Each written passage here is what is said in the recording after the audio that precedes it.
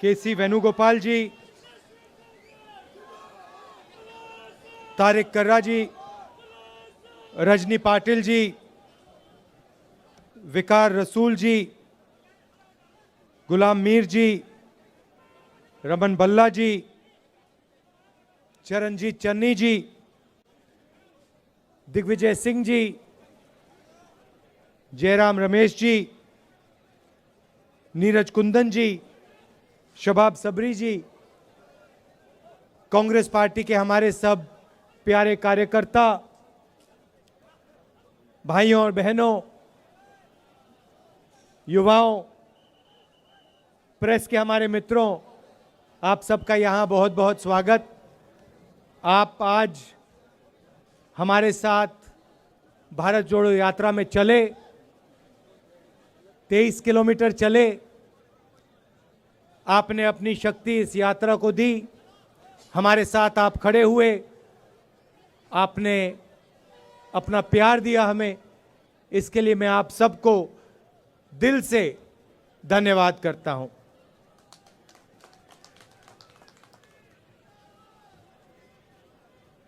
ये यात्रा 4 महीने पहले हमने कन्याकुमारी में शुरू की थी।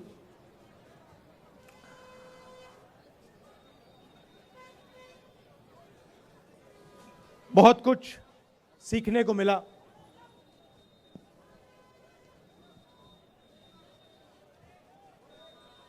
हम काफी यात्री हैं, उनमें से शायद कोई भी ये ना कह पाए शुरुआत में कि हमें इतना हिंदुस्तान की जनता से सीखने को मिलेगा। हर प्रदेश ने कुछ ना कुछ नया सिखाया। किसानों ने, मजदूरों ने, छोटे व्यापारियों ने, माताओं बहनों ने, बच्चों ने अपनी दिल की बात रखी, अपना दर्द रखा। किसानों ने हमें देश की पॉलिसियों के बारे में बताया, छोटे व्यापारियों ने जीएसटी के बारे में, नोटबंदी के बारे में, कोविड में क्या हुआ, क्या होना चाहिए था, सब कुछ हमें बताया, समझाया। अलग अलग भाषाएं हैं, अलग विचार हैं, अलग हिस्ट्री है, अलग इतिहास है, मगर सब एक साथ मिलकर मोहब्बत के साथ इस देश में रहते हैं। जैसे मैंने कहा, नफरत के बाजार में हम मोहब्बत की दुकान खोलने निकले थे और देखने को मिला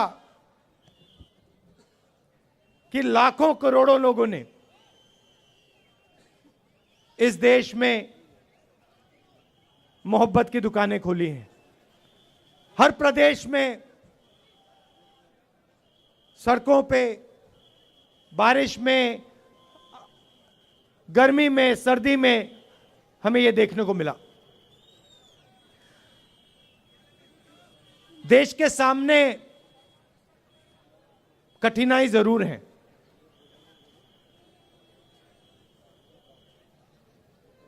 लोकतंत्र पे आक्रमण हो रहा है।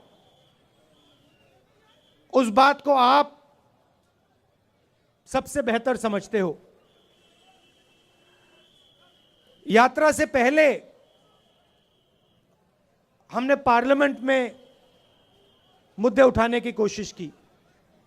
लोकसभा में, राज्यसभा में हमने भाषण देने की कोशिश की।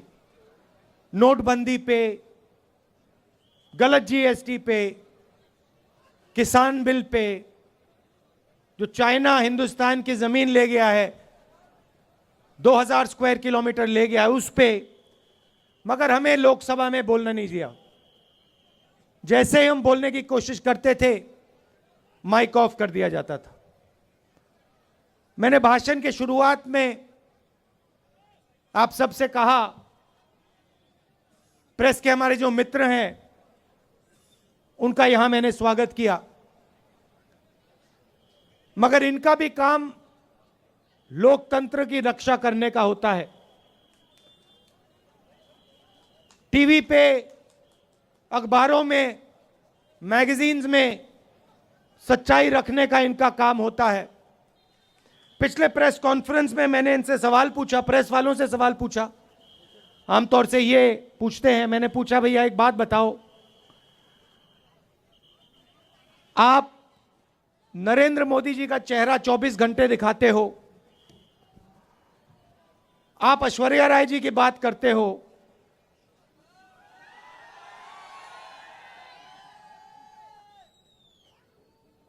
अक्षय कुमार की बात रखते हो, आप महंगाई की बात क्यों नहीं रखते हो? आप बेरोजगारी की बात क्यों नहीं रखते हो? जो जम्मू कश्मीर में गरीब लोगों से उनकी जमीन जो छीनी जा रही है, वो हमें मीडिया में क्यों नहीं दिखाई देता?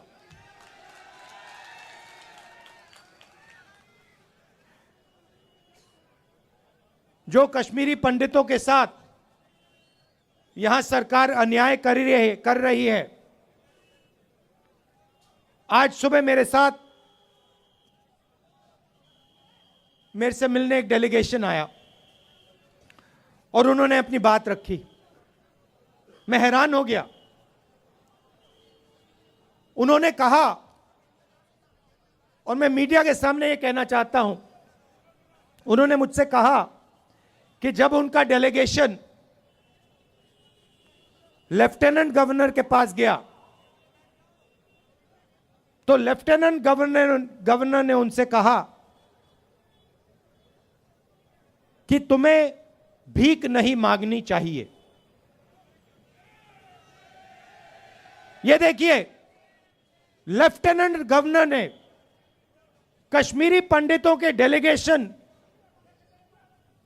को कहा कि आपको भीख नहीं मांगनी चाहिए। लेफ्टिनेंट गवर्नर जी, ये भीख नहीं मांग रहे हैं, ये अपना हक मांग रहे हैं। और अगर आपको कुछ करना चाहिए तो आपको इनसे माफी मांगनी चाहिए।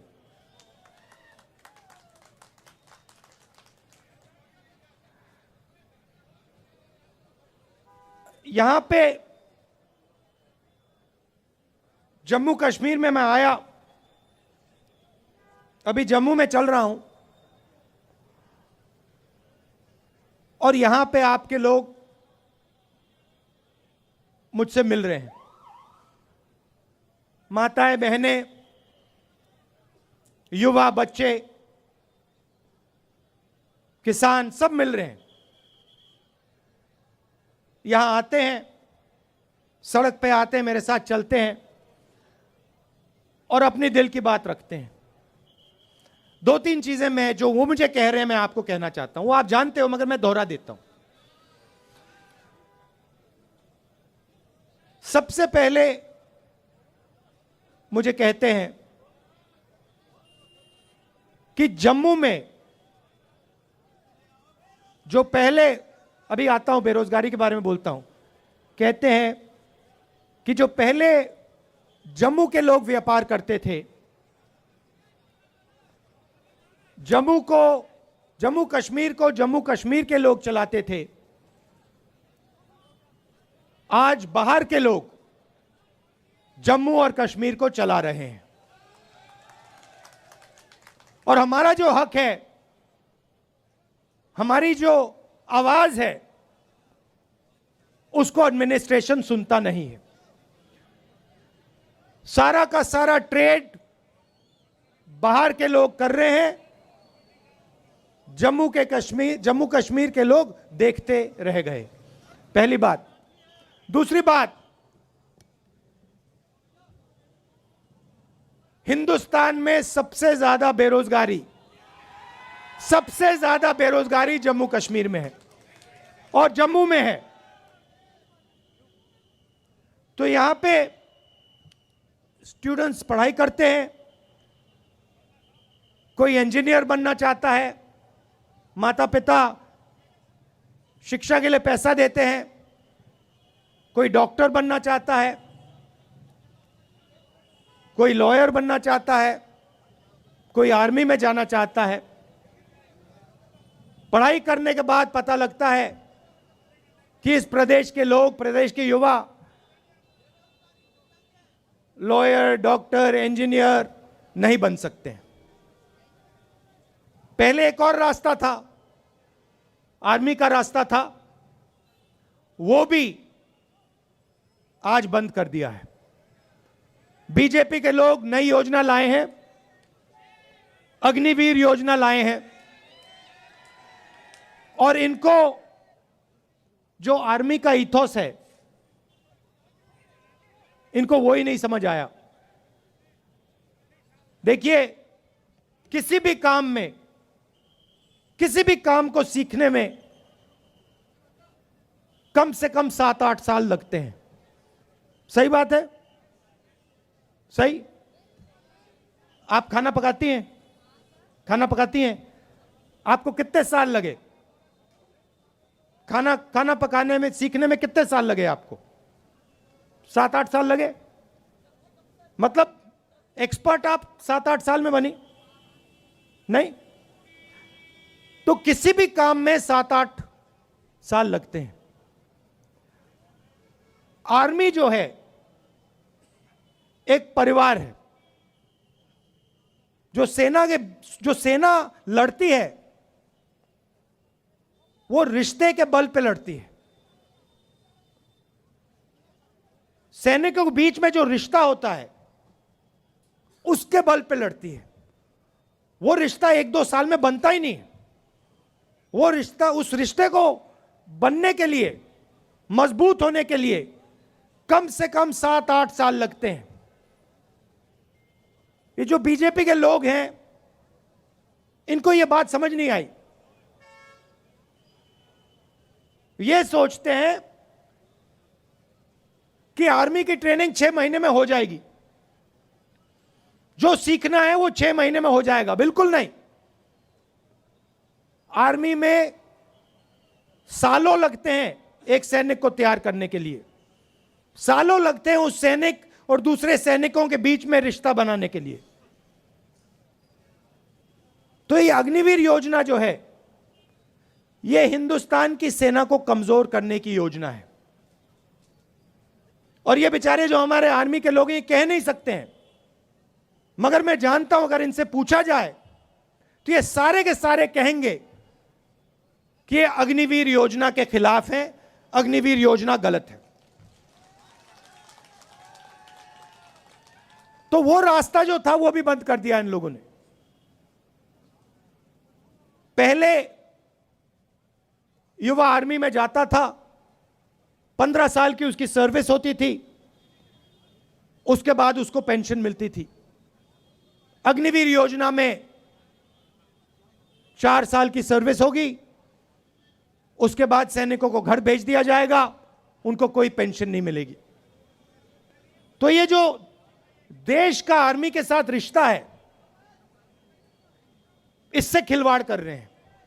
देश ने कहा था, देश हर सैनिक से कहता है कि हम आपसे 15 साल मांगते हैं, उसके बाद हम आपकी पूरी जिंदगी आपको पेंशन देंगे, आपकी इज्जत करेंगे, आपकी रिस्पेक्ट करेंगे, आपकी रक्षा करेंगे।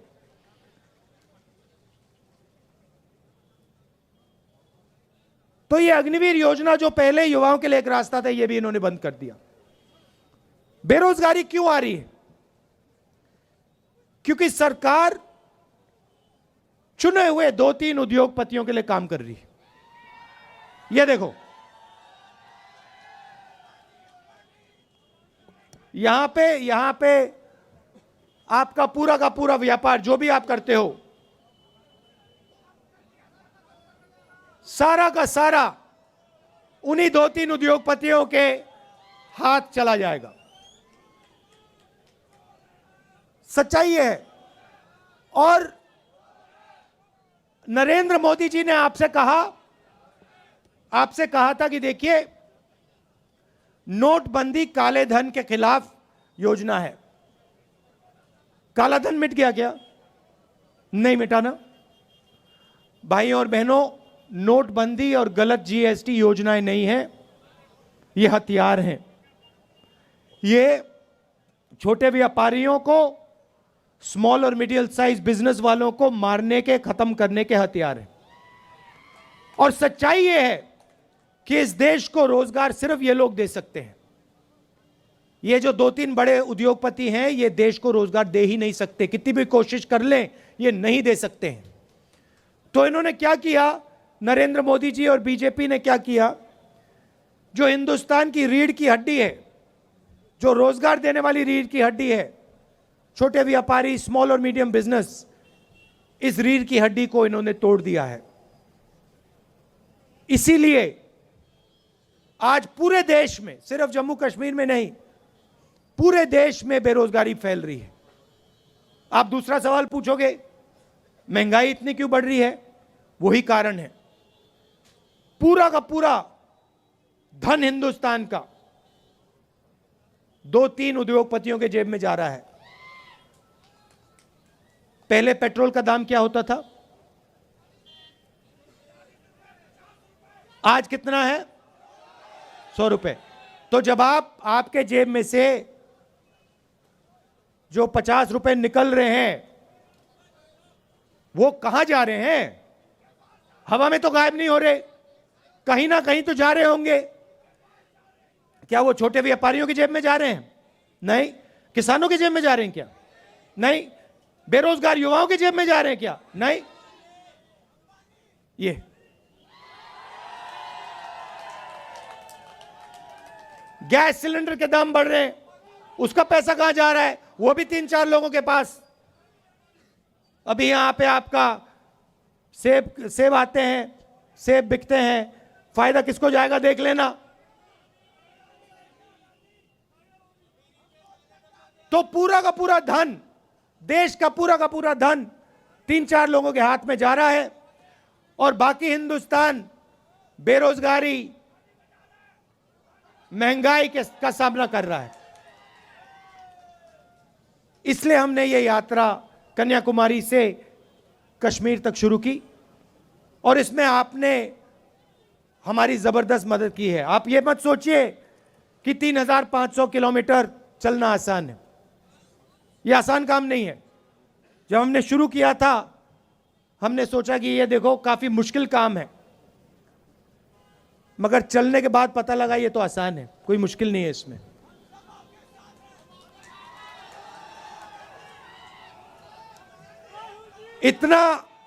इतनी मदद आपने की हमारी, मैं आपको बता रहा हूं। सुबह हम उठते 5 बजे सुबह उठते थे, अब यहां पे सिक्योरिटी वालों ने कहा है कि 7 बजे निकलना है। मैं चाहता था 6 बजे निकल जाना चाहिए, मगर इन्होंने कहा नहीं 7 बजे निकलेंगे, चिट्ठी लिख दी, तो मैंने एक्सेप्ट कर ली बात। मगर हम निकलते थे सुबह, पूरा दिन चलते थे, 25-27 किलोमीटर बाद ऐसे लगता था कि पहला किलोमीटर चल रहे हैं, थकान ही नहीं होती थी बिल्कुल।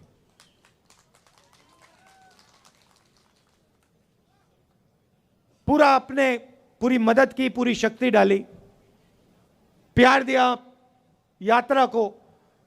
किसी को चोट लगती थी, आप एकदम उठा लेते थे, मदद करते थे। काफी लोगों को चोट लगी, अस्पताल जाना पड़ा, आपने एकदम मदद की। हमारे यात्री चलते हैं, रेस्टोरेंट में, ढाबे में खाना खाने जाते हैं, उनसे कहते हैं कि भैया हम आपसे पैसा नहीं लेंगे, आप भारत जोड़ रहे हो, हमें आपका पैसा नहीं चाहिए। ये देखो, ये कह रहे हैं आज नहीं लिया। पूरे देश में, तमिलनाडु से केरला, कर्नाटक, महाराष्ट्र, हर प्रदेश में जहां भी हम जा रहे हैं, हमारे यात्रियों से आप पूछिए, रेस्टोरेंट में, ढाबे में उनको पैसा नहीं देना पड़ता। ये प्रेस वाले पूछते हैं राहुल गांधी टी शर्ट में क्यों है?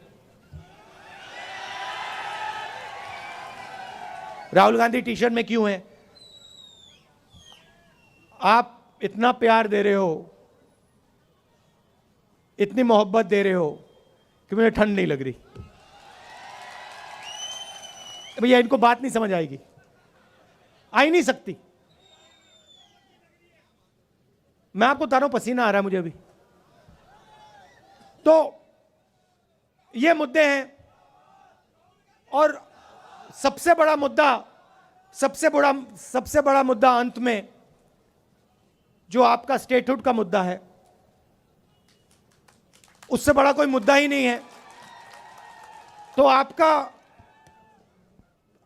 हक, पूरा का पूरा हक इन्होंने छीन लिया। तो एकदम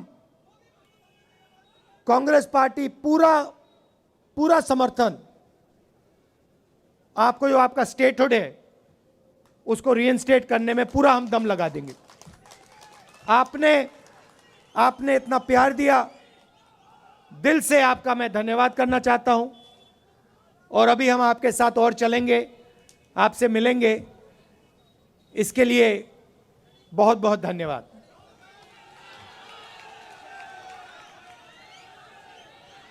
अच्छा, अंत में ताराचंद जी, पीरजादा जी, मुल्ला राम जी और जो एनसी से, नेशनल कॉन्फ्रेंस से यहां लीडर्स आए हैं, उनका भी मैं स्वागत करता हूं। धन्यवाद। जय हिंद। बहुत बहुत धन्यवाद राहुल जी।